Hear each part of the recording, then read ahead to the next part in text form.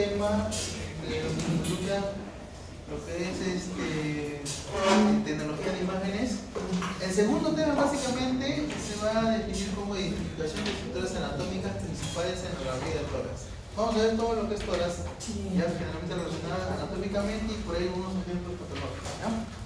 Entonces, dentro del reconocimiento de las estructuras va a ser importante y básicamente el reconocimiento va a estar dado por una radiografía de tórax en proyección posterior-anterior, que es la proyección más utilizada, la más común, o sea, de atrás hacia adelante, de espalda, posterior-anterior, ¿ya?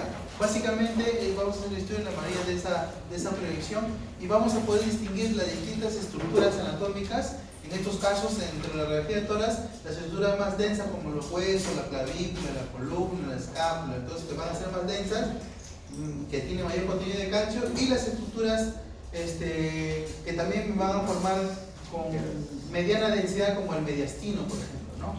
Existen otras estructuras que de repente van a ser un poco dificultoso de visualizar, salvo que sean patológicos, como los recesos, las fisuras o los senos postraumáticos, o sea, los ángulos que están en la parte más inferior o basal que se esconden esos ángulos. Esos generalmente van a ser un poco dificultoso ver esas estructuras, salvo que haya alguna patología, un derrame pleural, un derrame líquido. Algunos elementos anatómicos que sí no voy a poder distinguir son los nervios, ¿ya? Los nervios sí no se va a poder distinguir, no se va a poder ver por radiografía de tórax, ¿ya? Por ejemplo, acá tenemos el estudio de la anatomía radiológica de tórax con las distintas estructuras que vamos a ir posteriormente a visualizarla o a detallar en mayor detalle en las próximas diapositivas, ¿no?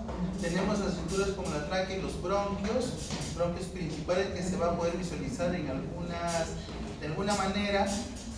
Nuevamente, los cilios pulmonares que van a estar a ambos lados del mediastino marginal superior, ¿no? Estos cilios pulmonares van a estar conformados por los grandes vasos y los bronquios principales, básicamente, ¿no? Los diafragmas, el hemodiafragma derecho y el izquierdo, el derecho generalmente un poquito discretamente más elevado que el izquierdo, ¿ya? Que es una estructura muscular. La aorta y los grandes vasos en la parte más superior, los espacios pleurales y cisurales generalmente no se llegan a distinguir adecuadamente salvo que haya alguna patología, ¿ya? Las estructuras óseas como las costillas, escápulas y clavículas que tienen una densidad un poquito más elevada y se van a distinguir como imágenes más blancas, más claras, ¿ya? Y las partes blandas como son la silueta mamaria, ¿no? Las estructuras parenquimales o laterales del tejido de los subcutáneos o musculares, ¿no? Que puedan distinguirse, en algunos casos pueden ser patológicos o en otros. Estas son todas las estructuras que vamos a ver en detalle posteriormente, ¿ya? Que representa una radiografía de tórax. Entonces, la tráquea y los bronquios, ¿no? Se va a poder distinguir esto anatómicamente, se van a poder identificar dentro de la estructura de una radiografía de tórax. La tráquea generalmente está centrada desde el nivel superior hasta el nivel medio en una línea media, pero no exactamente en línea media se va a poner, ¿no?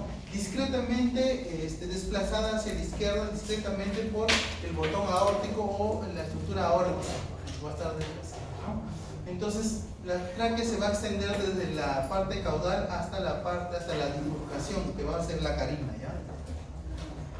Entonces, y a nivel de la tráquea va a bifurcar dos bronquios principales, el bronquio principal, el bronquio derecho y el bronquio izquierdo, ¿ya? Cada uno con sus diferentes segmentos, ¿ya? Entonces, acá tenemos un ejemplo de la tráquea, ¿no? Que es una estructura tubular que generalmente va a estar en la parte central, pero discretamente desplazado hacia el lado izquierdo, ¿ya?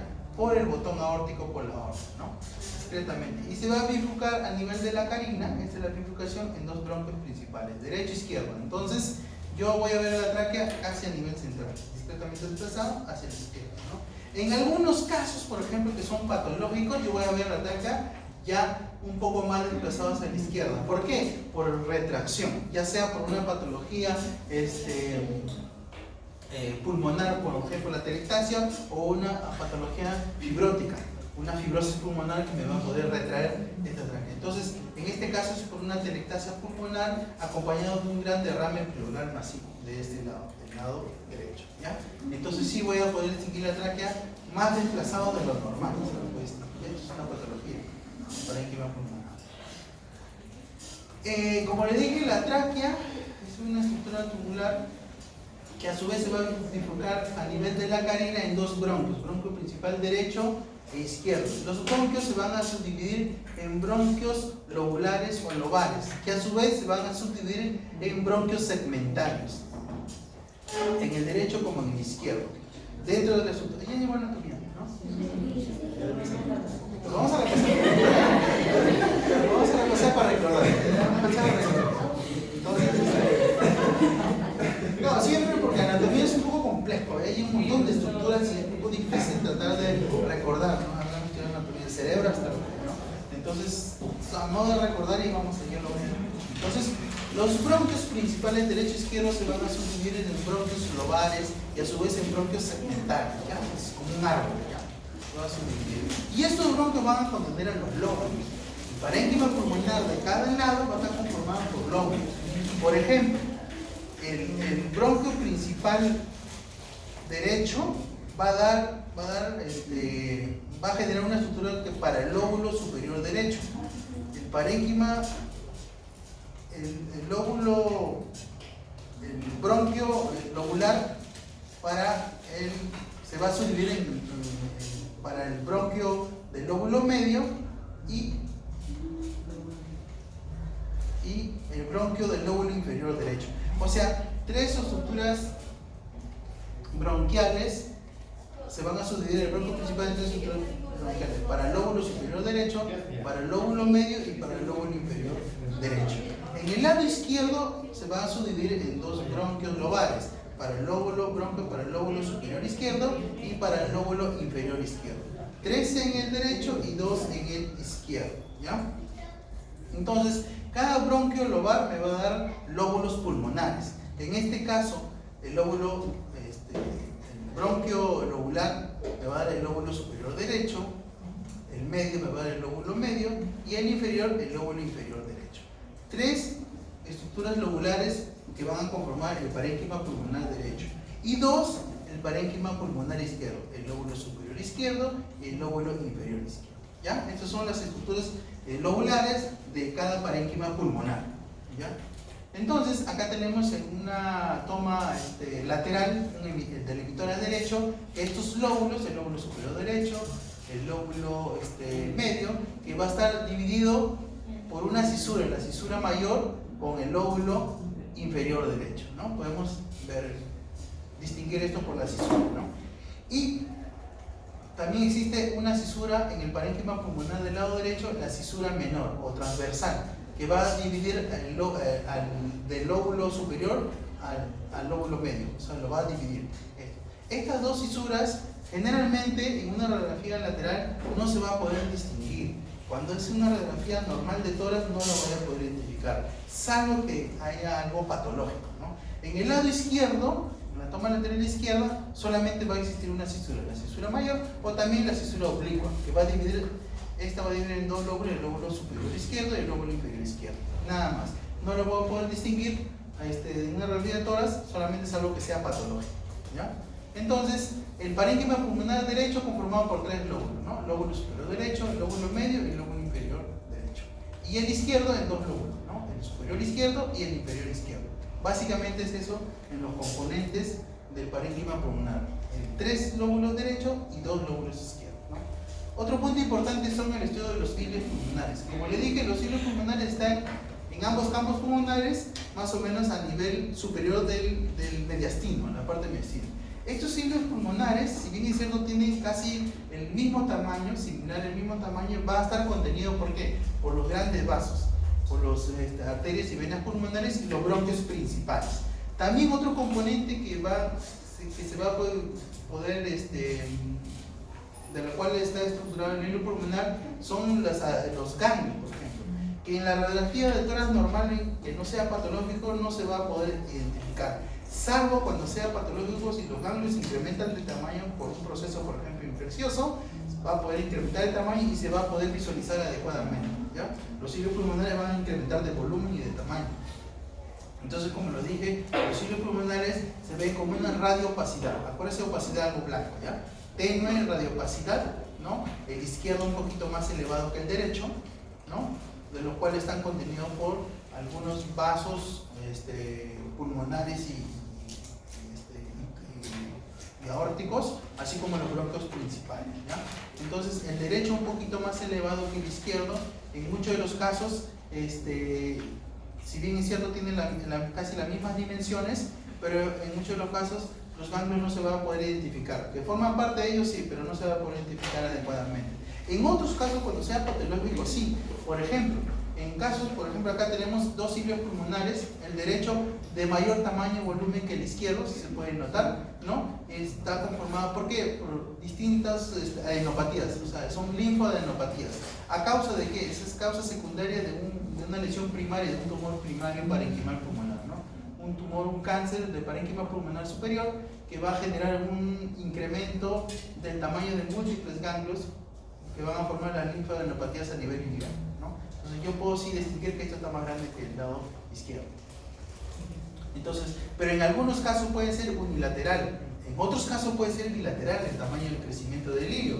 Por ejemplo, el hilio bilateral crecido así puede notar una gran dimensión, ¿no? ¿En qué patologías me va a dar? Por ejemplo, en patologías sistémicas, o por ejemplo una tuberculosis pulmonar diseminada en ambos campos pulmonares, me va a dar el crecimiento, de los cilios pulmonares, ¿no? Generalmente adenopatías. Ahora, ¿solamente el crecimiento va a ser por adenopatías? No. También puede ser un ensanchamiento de los bronquios, por ejemplo, una dilatación de los bronquios. También puede ser un crecimiento acá, por ejemplo, una dilatación de los grandes vasos de las arterias o venas pulmonares. Una dilatación, ya sea por cualquier tipo de patología, que me pueda dilatar un poco esos bronquios. Entonces, generalmente lo más común es el crecimiento de adenopatías, lo más común. Pensar en un proceso cancerígeno si es unilateral, o pensar en algo bilateral si es de tipo infeccioso generalmente, ¿ya? Otro punto importante son el estudio de los campos pulmonares. Tenemos dos campos pulmonares, izquierdo y derecho, de los parénquimas pulmonares, que generalmente en una radiografía de tórax se va a ver como una radiolucidez, o sea, un poquito oscuro, ligeramente oscuro. Los campos pulmonares van a ser así, ¿ya?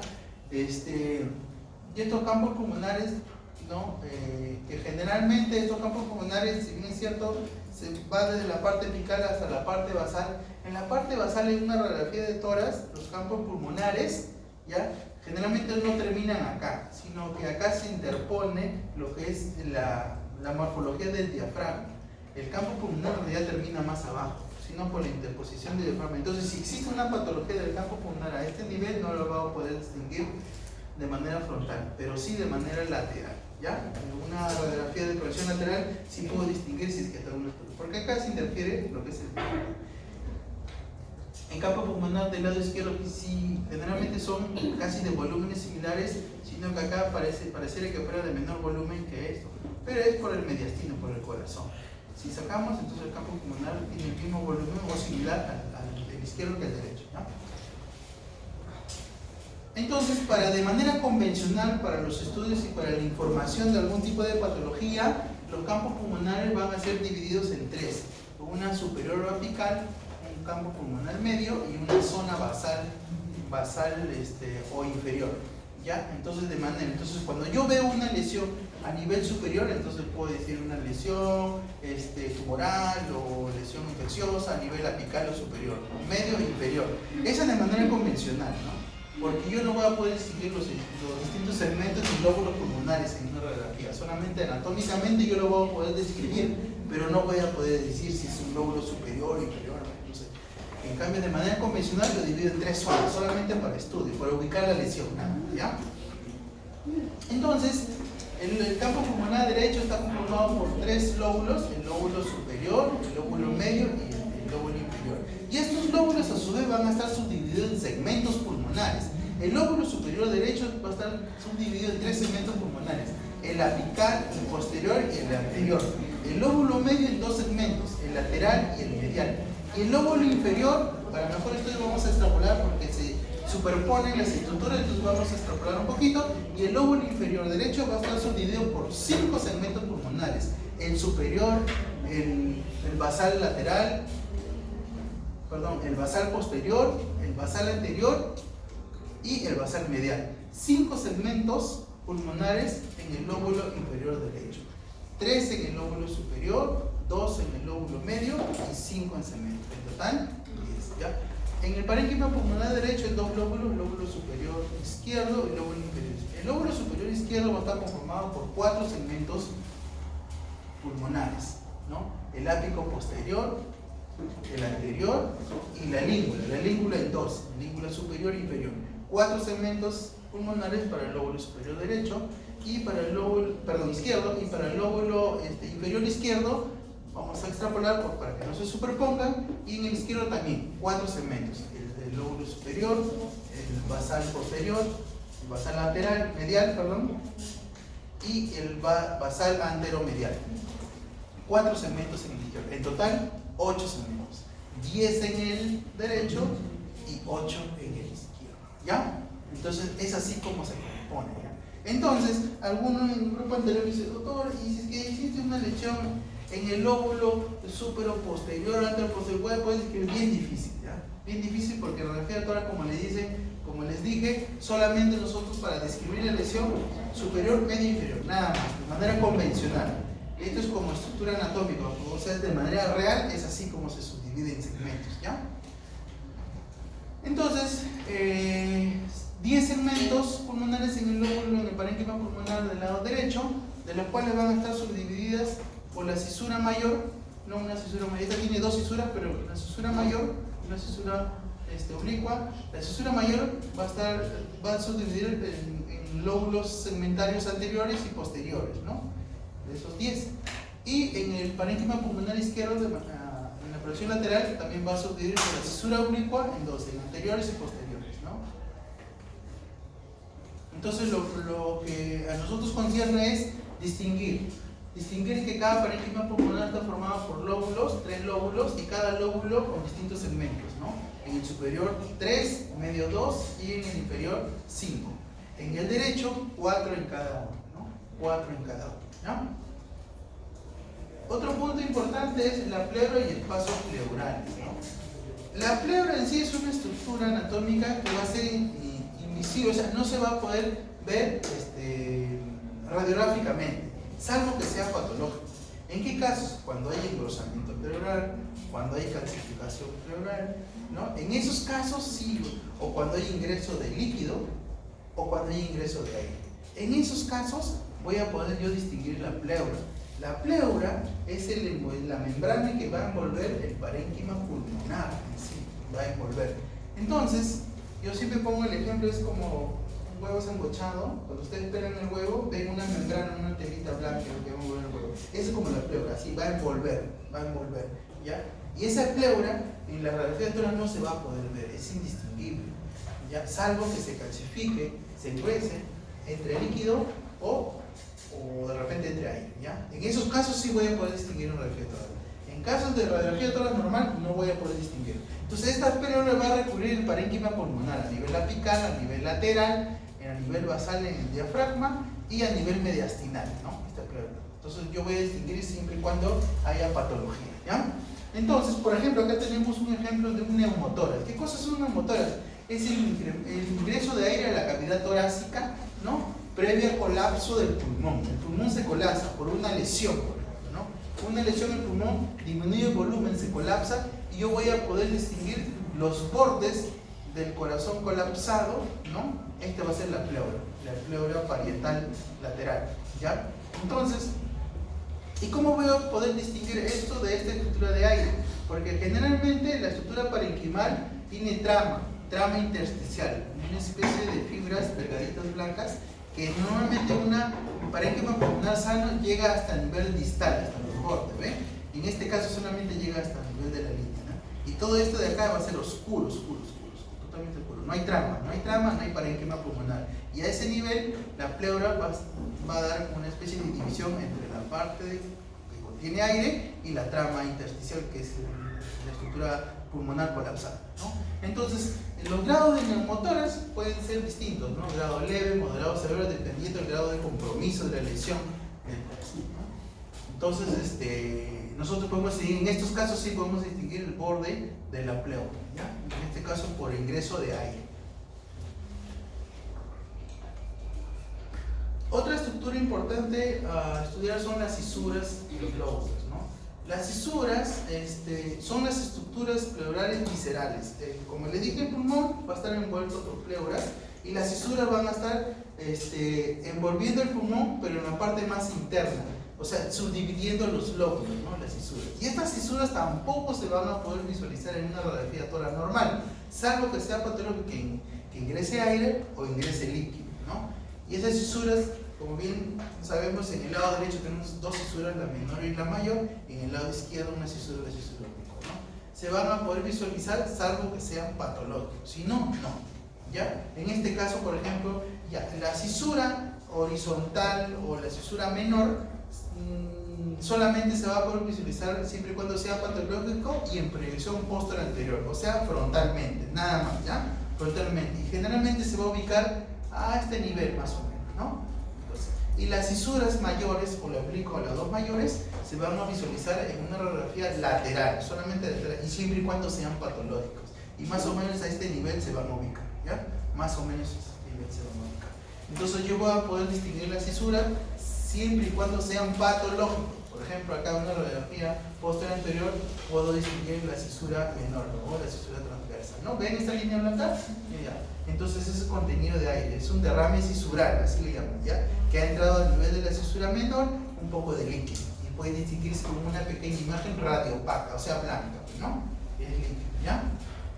De fondo tiene pues una patología parenquimal, apical, salvo que sea patológico, igual puede ver, si no, ¿no? Otro punto importante son los ángulos y los recesos costofrénicos. Los ángulos, como les dije, y los recesos costofrénicos, si bien es cierto yo puedo visualizarla, pero no se va a poder distinguir claramente el componente, salvo que haya patología. Por ejemplo, los recesos van a estar obturados, ocupados por líquido, por ejemplo, un derrame pleural, ¿no? Y estos recesos costofrénicos van a estar dados por el borde marginal del parénquima pulmonar, ¿ya? Borde marginal del parénquima pulmonar y la cúpula diafragmática. Estos forman un ángulo, el ángulo costofrénico o costo diafragmático, como se le llama, ¿ya? Costo diafragmático, que van a ser dos. Estos tienen un espacio, un receso, de los cuales pueden ser ubicados si existe un derrame pleural, o sea, una patología que contiene líquido. El líquido se va a llenar a este nivel. Entonces los ángulos ya no van a ser agudos, sino van a ser obtusos, obturados. Ya no va a haber ese dibujo, esa figura de angulación, ya no se va a poder visualizar. Y a nivel lateral, en una radiografía lateral, yo puedo ver estos ángulos anterior y posterior, ¿ya? Estos ángulos que puedo distinguir posterior y anterior, que van a ser obturados siempre y cuando exista algún tipo de engrosamiento o líquido pleural, ¿ya?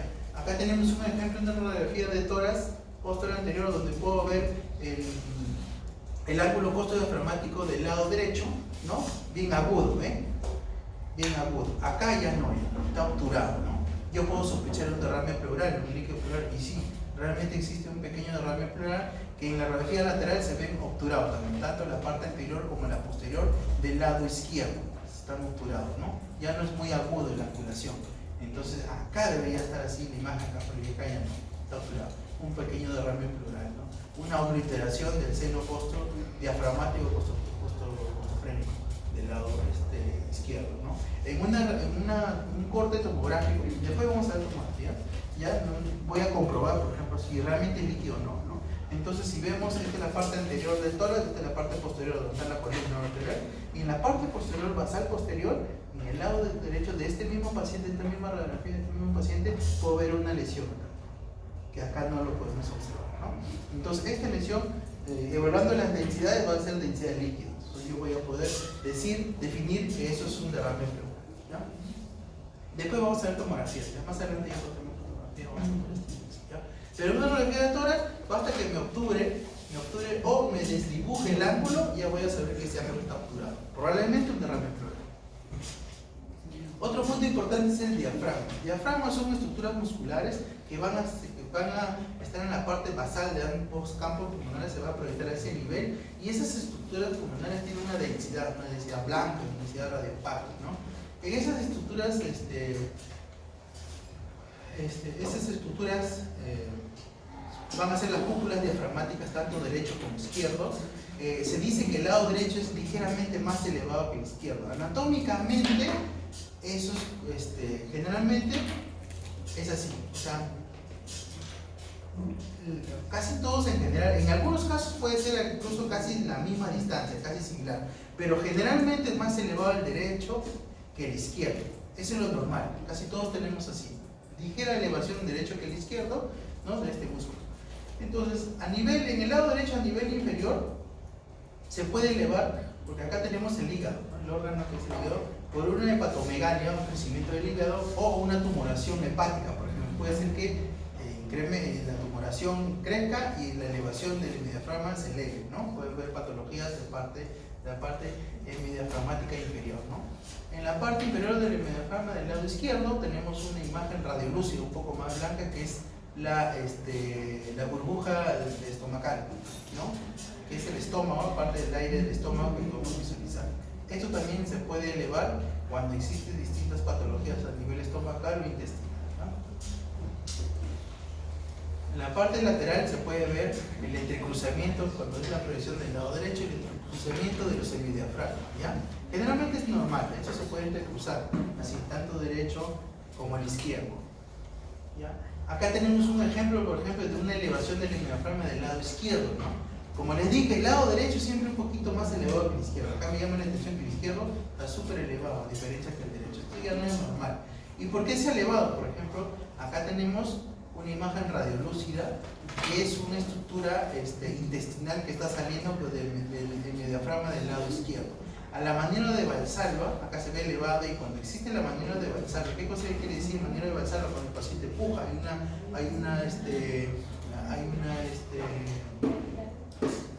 un esfuerzo, ¿no? Intraabdominal, entonces esto se va a elevar, lo que va a ascender son los intestinos o la cámara gástrica, por ejemplo.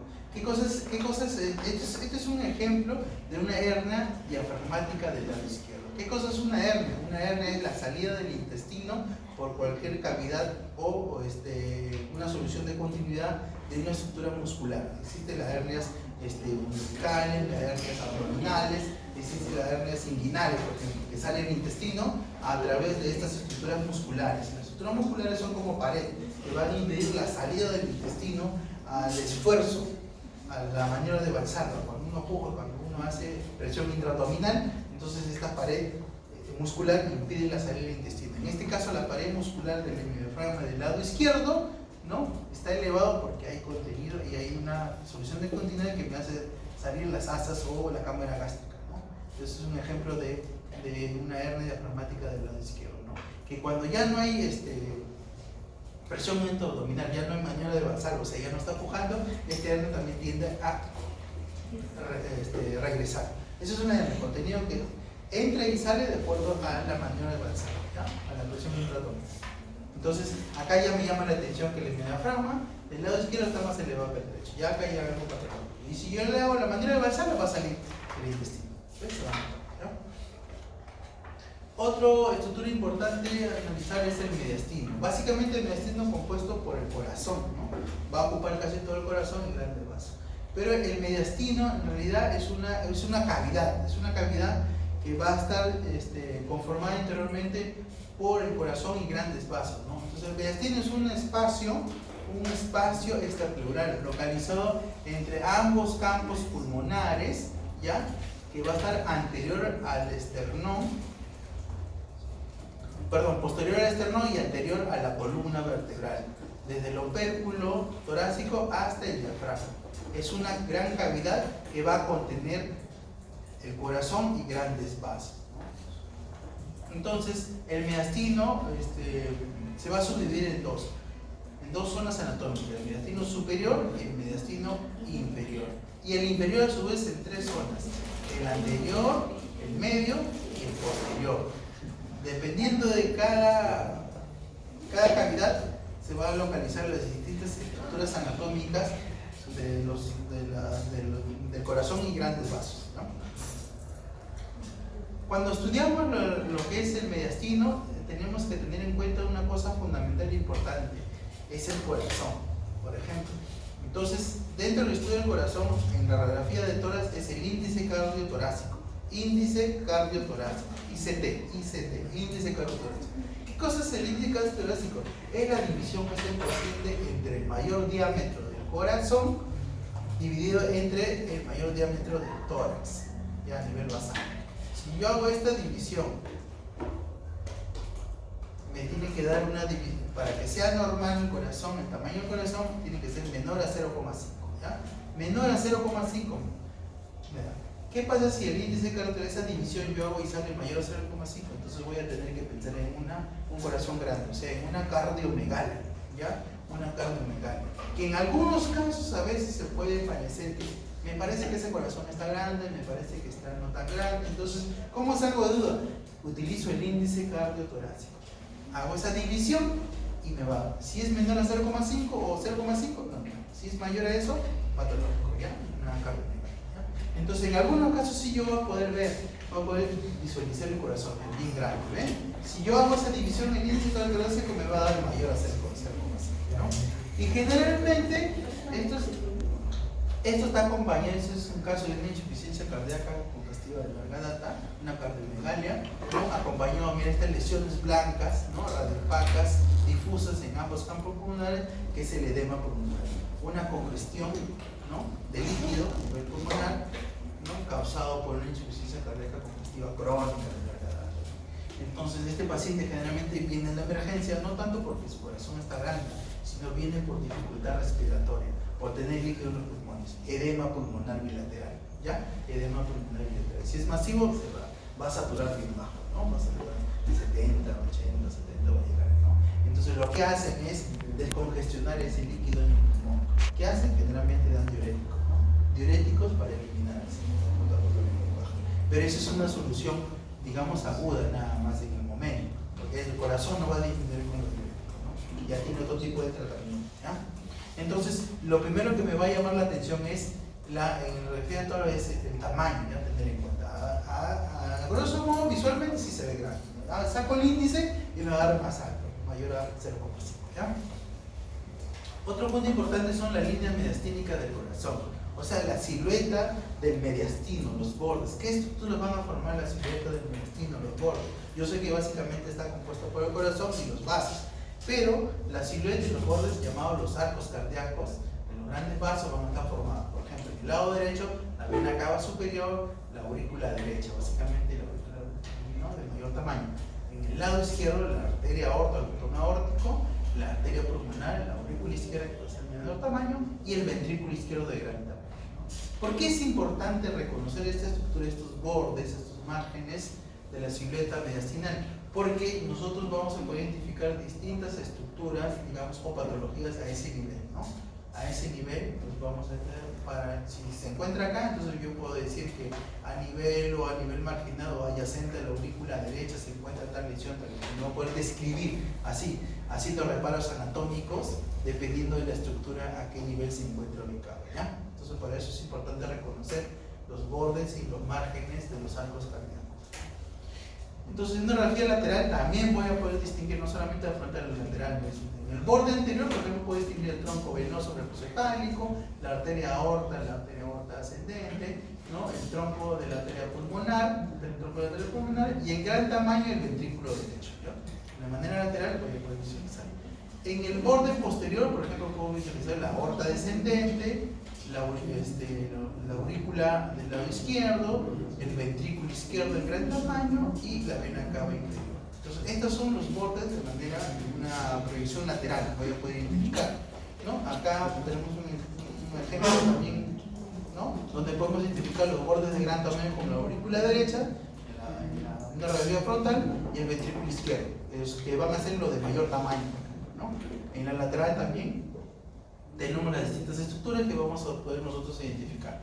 Más o menos para tener una idea de dónde se encuentra, si es que hubiera algún tipo de lesión, dónde va a estar ubicado, a qué nivel más o menos, y si se va a comprometer con alguna estructura de lo que estamos nosotros evaluando, ¿no? Otro punto importante es el esófago. Si bien es cierto, el esófago en sí, en radiografía de tórax, no se va a visualizar adecuadamente en realidad, ¿no? Es una cavidad virtual que se va a dilatar cuando hay ingestión de alimentos, de comida, nada más.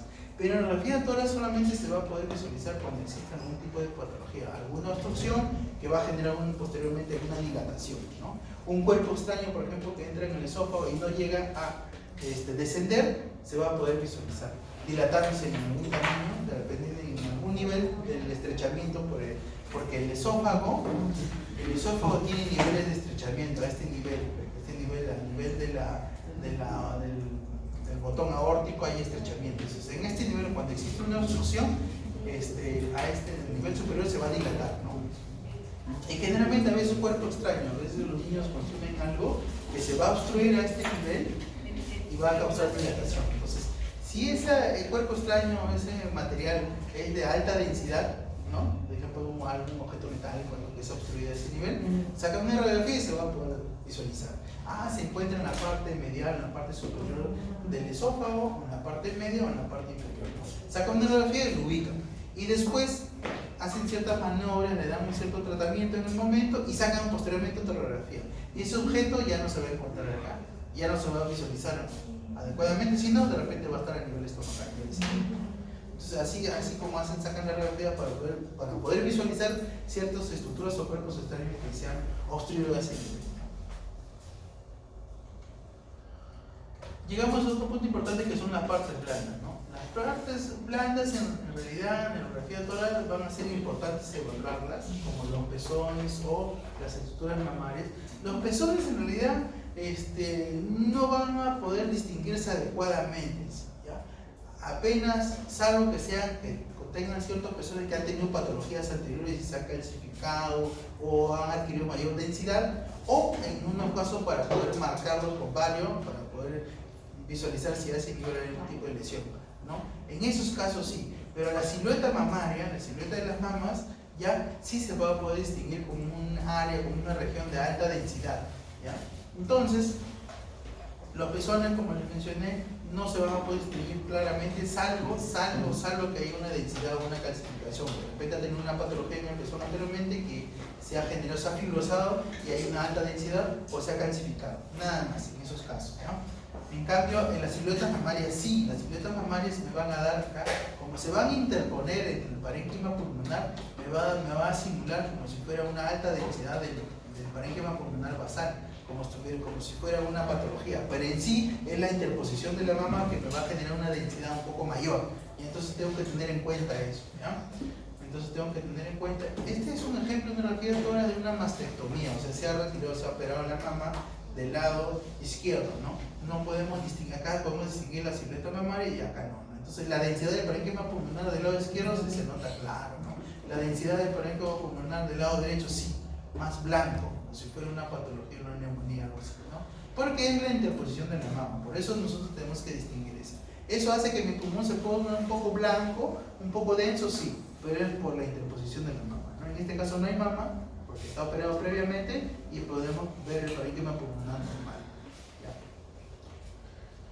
Acá podemos distinguir la silueta que debería estar acá a este nivel, pero no, está por una mastectomía, ¿ya? Entonces, acá en ambos lados sí podemos distinguir a ambas siluetas mamarias que me da mayor densidad en ambos campos pulmonares basales, ¿ya? En ambos campos pulmonares me da, pero es por la interposición de las mamas, básicamente, ¿ya? Otras estructuras importantes son los huesos, ¿no? Los huesos, nosotros vamos a analizar las distintas estructuras óseas como la clavícula, la cintura escapular, las costillas, la columna dorsal, el esternón, todo eso. Como son estructuras de alta densidad, lo vamos a ver blanco, ya, alta densidad.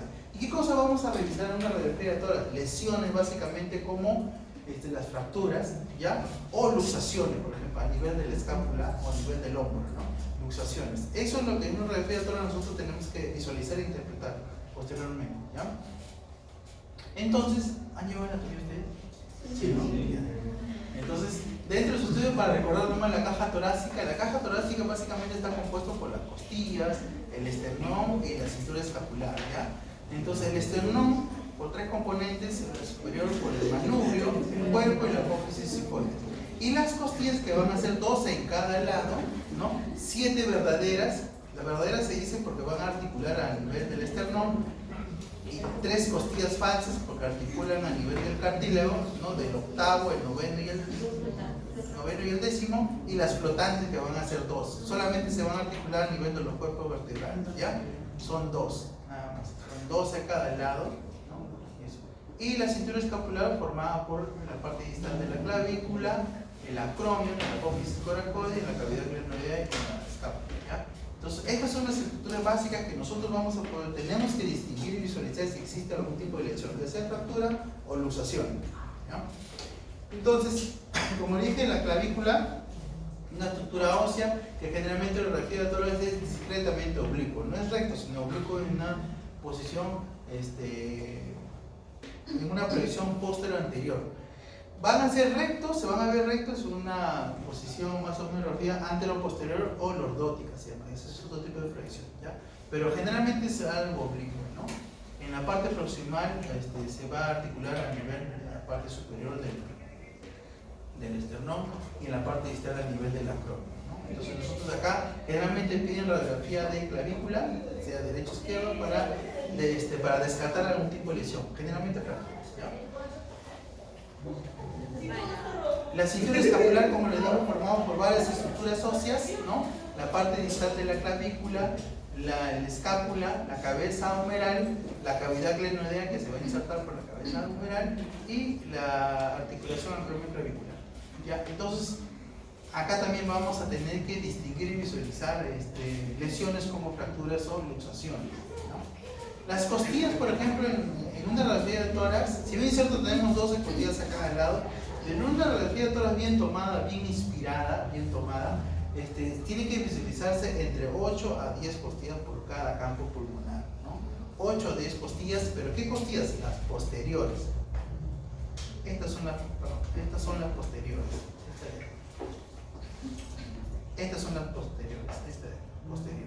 8 a 10 costillas posteriores en cada lado, ¿ya?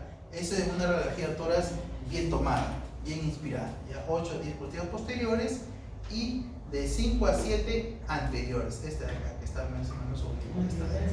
Esas son las anteriores, ¿ya? De 5 a 7 anteriores y de 8 a 10 posteriores. Si existen esas costillas a nivel parenquimal pulmonar, está bien tomada, ¿ya?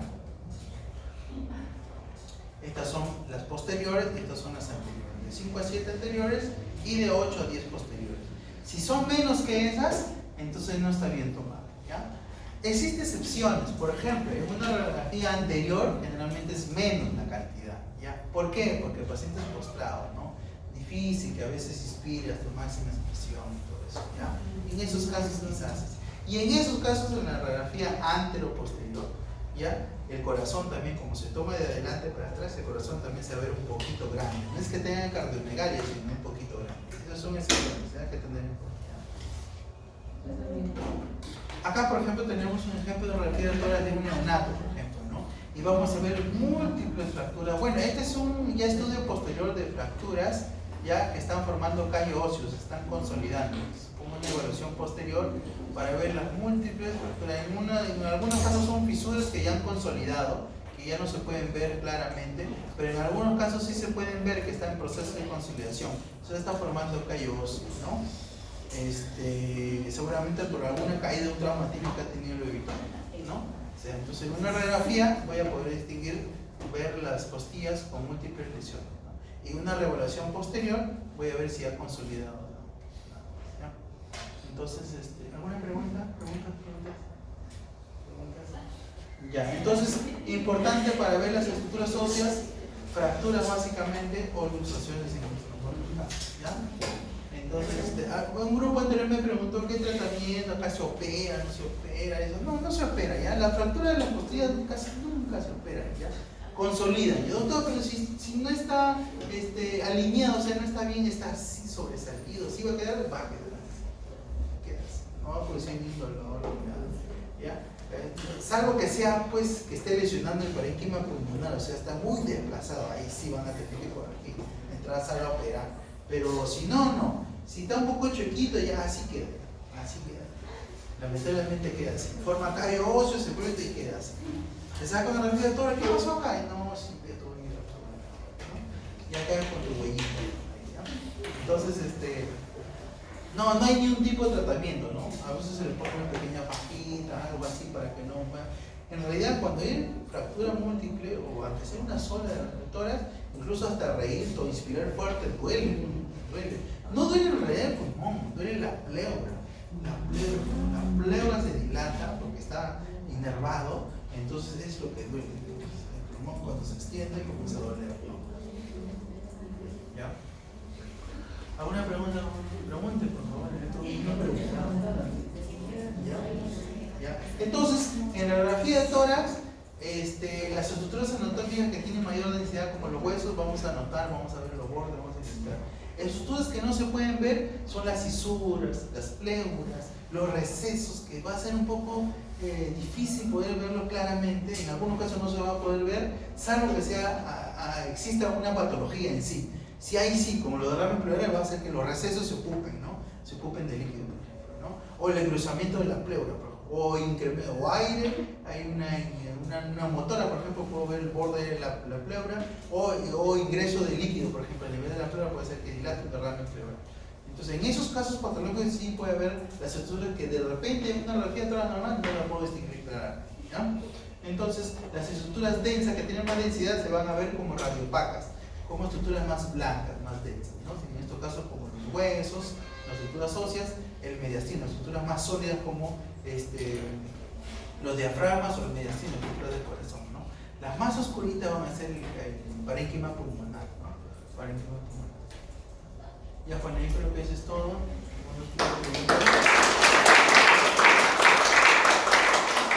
Tienen que llevarse eso, ¿no? Una radiografía de tórax tienen que saber distinguir las estructuras anatómicas, ¿ya?